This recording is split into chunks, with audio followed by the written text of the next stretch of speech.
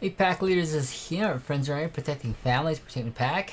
It's almost midnight. I can't find my hat, so I'm just gonna do my video anyway. So, all right. So I have this cool auto adjust called position auto adjust. Now sometimes we kind of come and we have a setting.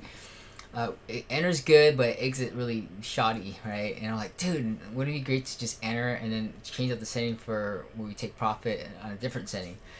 And so this is what we've come up with. It looks a little messy right now, but let me just kind of talk about this a little bit. So this is kind of part of the training here.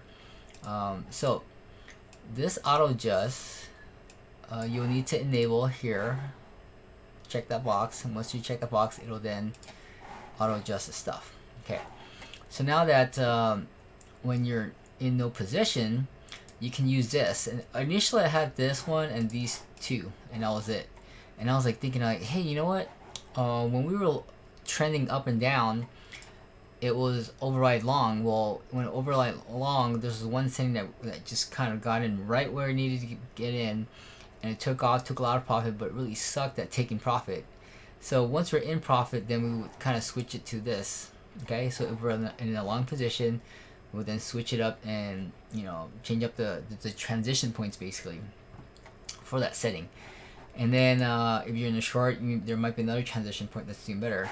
Maybe this did well, but then if we use that same setting on a short override, it might not work so well, right? So so I kind of just reversed the numbers just to kind of say, hey, if it worked on this number, why wouldn't it work on this number? So it's gonna give you a little tweak here. So this is basically the settings here in the auto adjust, position auto adjust. I'll attach this with this update. Okay, so you kind of see how that works. So basically there's no you turn it on here. There's the original where I was like, if you had no position, it'll auto adjust the setting, but because I have a better one here, which I'll talk about in a little bit, the group 1 and group 2. Okay, so this is kind of for sideways stuff. No, this is here where we kind of trend up or down. If it trends up, and we override long setting. So this was the one that kind of did well at these points. And initially it was kind of discovered on accident because it was from a total acceleration, but I changed the total velocity. It just didn't make sense to have a negative, but it just did really well getting in. So I went ahead and just copied the same thing for if it was override short. I just took out the negative signs, and I haven't tested it, see how it goes, but we'll see. Okay, so once it goes sideways, we can either go use this one, kind of just hope for the best, or say, hey, if the total velocity is sloping upwards, so total velocity greater than 0, which will set this here, total velocity, we set the total velocity, the drop down options, and we set it greater than 0, and in here you can do all kinds of whatever settings you like here. You could follow the 15 minutes, the hour, but I went ahead and select total velocity for that. The condition, it could be less than, greater than, less than, equal to. These are it. So you have to copy it just as exactly as it's spelled. Okay. And then the value. So this will have to be a number. So I just put 0 for now. But maybe later on, if someone discovers a better, setting or something, we will do otherwise.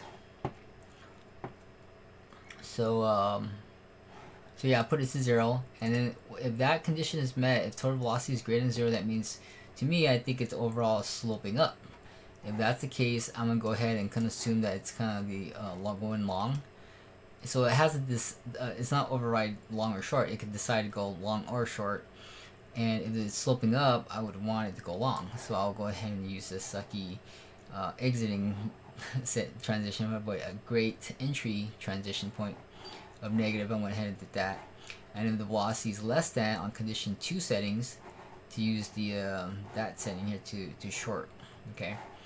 Now once I'm in position, if I'm in a long position, I will exit with this setting there, instead of 0.05, which was discovered on accident, to this, it would actually exit a position on long, and then it's the same for short because it's kind of based on a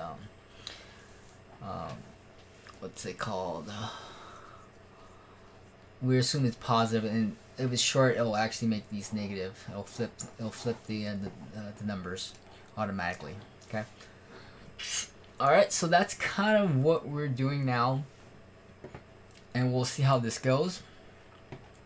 If this really helps us end her better, it will be a huge improvement on the leverage trapper bot. Anyways, I'm gonna remind everyone that May 23rd is when we're raising the price to $99 a month for the license. I think we're on the webinar version. We'll probably be doubling the price on that to $2,000 also. Okay, so that's the price once that day comes. So you want to get access to that, get grandfathered in.